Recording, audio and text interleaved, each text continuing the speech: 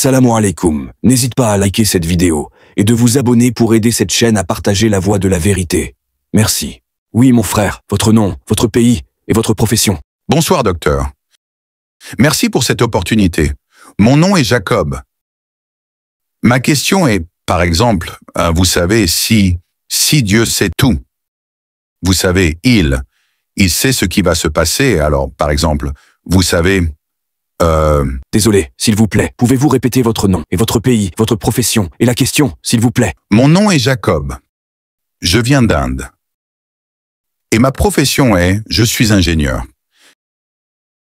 Bien, ma question est, Dieu sait tout. Il sait ce qui va se passer ensuite et tout, vous savez, tout ce que nous voyons autour, il sait tout bien à l'avance. Donc, si je vais faire quelque chose de bien, il le saura. C'est ma question. Et donc, si c'est le cas, tout le monde a un destin et tout est pré-planifié. Alors, est-ce que c'est vrai? Oui. Oui. Frère Jacob, c'est bien ça? Oui. Frère Jacob a posé une question très importante. Et il a demandé, Allah sait-il tout à l'avance? Oui. S'il sait tout à l'avance, sait-il ce que je vais faire, en bien ou en mal? Oui. Puis il demande, tout est-il destiné? C'est une nouvelle question. Savoir quelque chose est une chose, et être destiné en est une autre. Tout est-il destiné? Oui, c'est l'un des piliers de l'islam. Vous n'avez pas terminé la question. Je crois que votre question est, alors quel est votre rôle?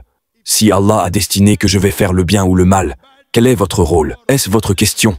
C'est juste. Oui, j'ai compris la question parce que c'est mon domaine, même si vous n'avez pas terminé votre question. Parce que c'est une question très logique. Même cette question vient à l'esprit des musulmans, mais ils ont peur de la poser. Oh, si je demande, c'est du coufre. C'est une question courante, et c'est une question logique. Si tout est destiné, si Allah a destiné que je vais commettre un meurtre et que je commets un meurtre, à qui la faute? À Allah, pas à moi. N'est-ce pas? Si Allah a écrit dans mon destin que je vais boire de l'alcool, si je bois, à qui la faute? À Allah, pas à moi. Logique. Juste ou faux? Juste ou faux?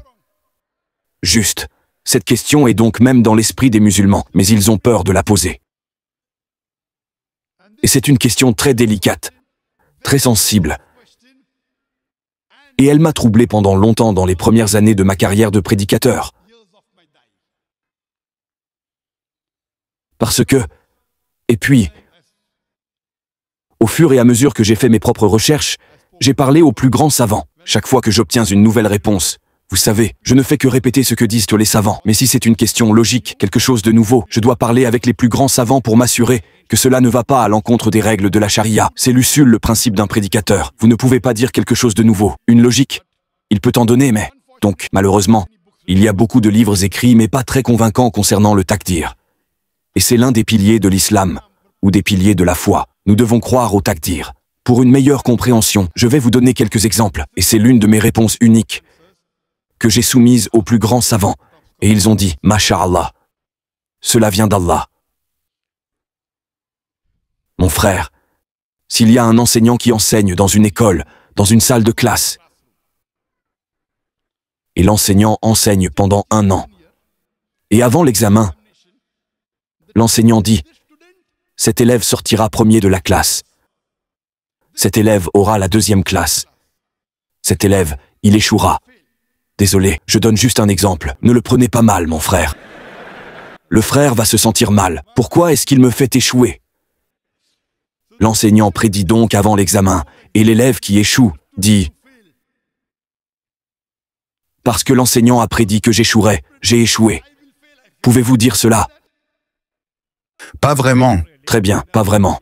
L'enseignant sait que cette personne est très intelligente, fait très bien ses devoirs, arrive tôt en classe. Cet élève, d'accord, bien. Cet élève sèche les cours. L'enseignant fait donc une prédiction. Mais l'enseignant est un être humain. La plupart du temps, ils ont raison, mais ils peuvent faire une erreur. Allah subhanahu wa ta'ala a la connaissance de l'invisible. Il a la connaissance du futur. Il ne peut pas faire d'erreur.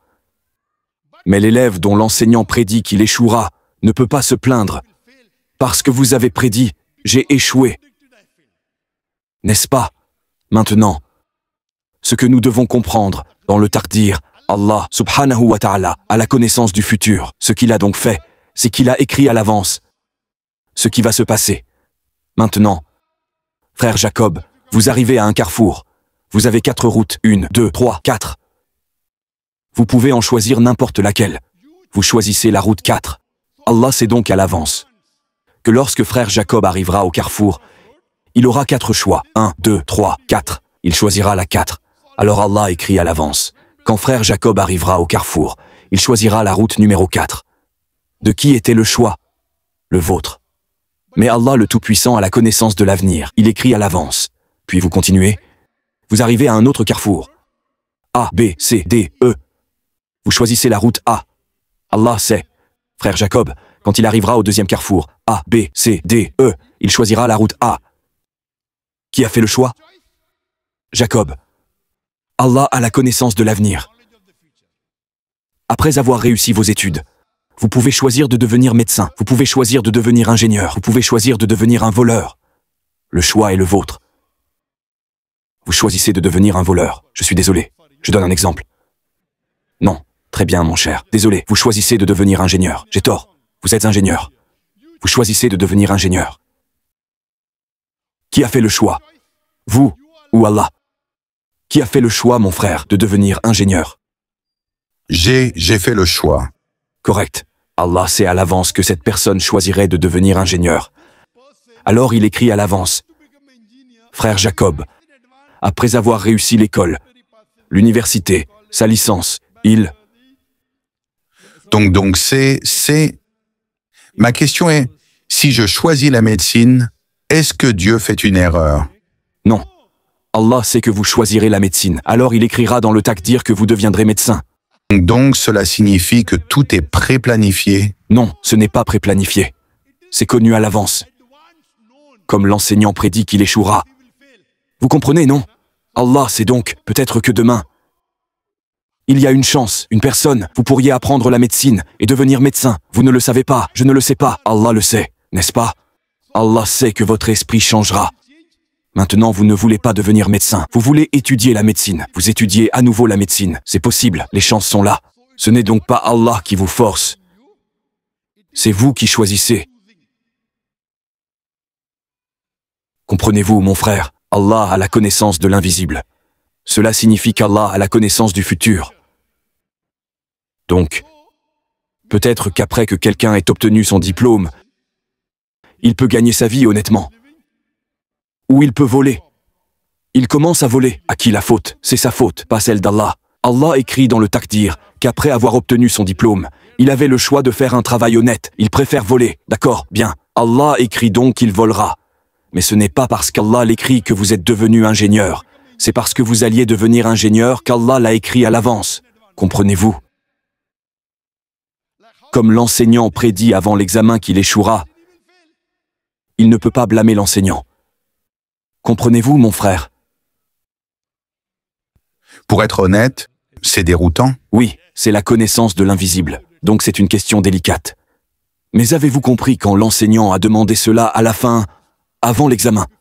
Dans la salle de classe, vous pouvez comprendre. C'est facile à imaginer. Si l'enseignant prédit que la personne échouera, peut-elle blâmer l'enseignant? Mais l'enseignant est différent de Dieu. Je comprends. Mais peut-elle blâmer l'enseignant? Non. Non, n'est-ce pas? De la même manière, Dieu a la connaissance. Dieu est bien supérieur à l'enseignant. Dieu n'interfère pas dans votre libre arbitre. Certaines choses, oui, où vous naîtrez, où vous apprendrez. Certaines choses sont fixées. Mais ce que vous ferez ou non, c'est vous qui faites le choix. C'est la raison pour laquelle un poète très célèbre, Allama Iqbal, vous avez peut-être entendu parler de lui, Allama Iqbal, et parce que vous êtes indien, vous connaîtrez l'hindi. Allama Iqbal dit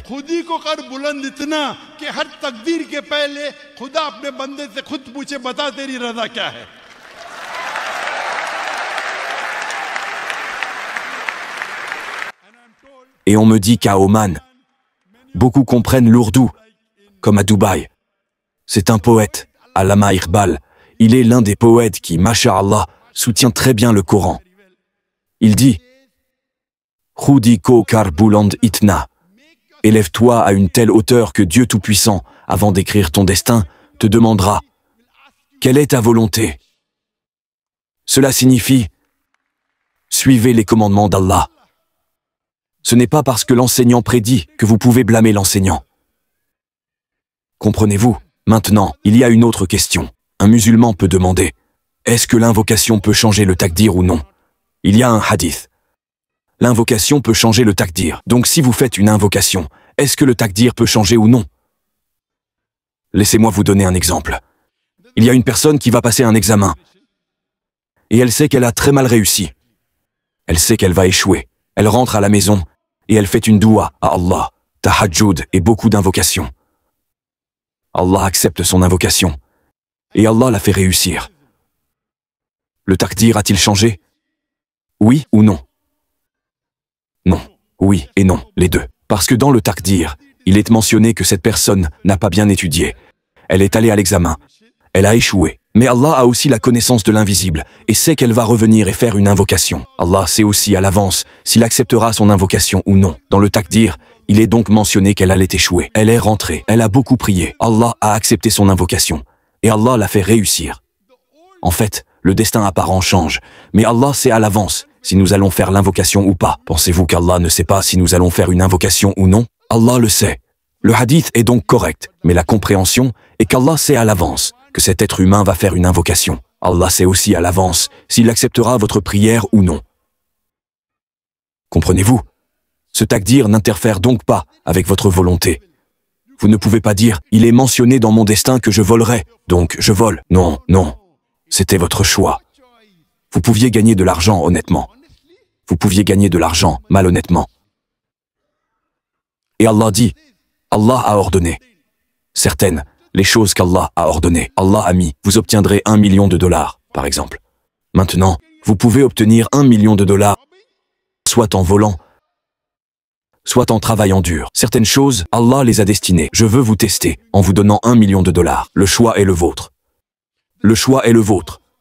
C'est la raison pour laquelle il est dit dans le hadith que 50 000 ans avant la création des cieux et de la terre, Allah a déterminé la subsistance. Allah a mentionné ce que vous gagnerez et ce que vous ne gagnerez pas. Un vrai musulman, un croyant en Dieu, quand une opportunité se présente, d'accord, si je prends un pot de vin, j'obtiendrai 100 000 riyals. Un vrai musulman se dit, ah, de toute façon, c'est destiné, que j'obtienne 100 000 riyals ou non. Si je les prends, je pêche et je les prends. Si je ne les prends pas, peut-être qu'Allah me donnera une autre récompense, ou Allah fera prospérer mes affaires. Certaines choses sont donc déjà fixées. C'est votre choix de la manière dont vous les acquérez. Et Allah sait à l'avance que cette personne, pour acquérir de l'argent, trichera. Elle prendra des pots de vin. Cette autre personne, elle ne trichera pas. Le choix est donc le vôtre. Allah n'interfère pas dans votre choix. Si Allah interfère dans votre choix, quel est le problème? Où est l'épreuve? Par exemple, je vais vous donner un exemple. Dans un examen, il y a des surveillants, n'est-ce pas? Vous rédigez une copie de maths. 2 plus 2 égale combien? Vous écrivez 5. L'enseignant vous voit écrire 5, mais il n'interfère pas, n'est-ce pas? N'est-ce pas? Juste. L'enseignant peut voir que 2 plus 2 égale 5, mais l'enseignant est un surveillant, silencieux. De la même manière, si vous faites quelque chose de mal, Allah subhanahu wa ta'ala peut le changer. Il ne le change pas parce que c'est l'épreuve. Si Allah interfère et dit « non, corrige-le », alors c'est de la triche, vous comprenez, non? Donc, le surveillant, quand il voit dans l'examen que quelqu'un fait une erreur, il se tait. Pourtant, il y a des moyens de réfléchir. Vous échouez, vous pouvez vous présenter à nouveau. Une deuxième chance est donnée. De cette manière, Allah subhanahu wa ta'ala donne aux êtres humains des centaines et des milliers de chances de se repentir. Ce n'est pas une seule épreuve, vous échouez et c'est fini. Il continue de vous donner des chances. Comme ici, vous pouvez voir les gens des Philippines. Ils sont venus, quelqu'un était après eux. Ils sont venus ici, ils ont réalisé, ils sont parvenus à la vérité. C'est une chance qu'Allah leur donne. Allah leur a donné une chance. Tout le monde a une opportunité. La décision est donc prise par vous. Vous ne pouvez pas blâmer Allah pour le mal que vous avez fait. c'est votre choix. Si Allah interfère dans votre libre arbitre, alors où est l'épreuve? C'est ce qu'on appelle le taqdir. Je comprends que c'est difficile à comprendre, mais c'est une explication logique que vous êtes celui qui est responsable de vos actes. Vous ne pouvez pas blâmer Allah pour cela. Il vous a donné des directives dans le Coran, et le messager, sallallahu alayhi wa sallam, vous a donné des directives. J'espère que cela répond à la question, mon frère.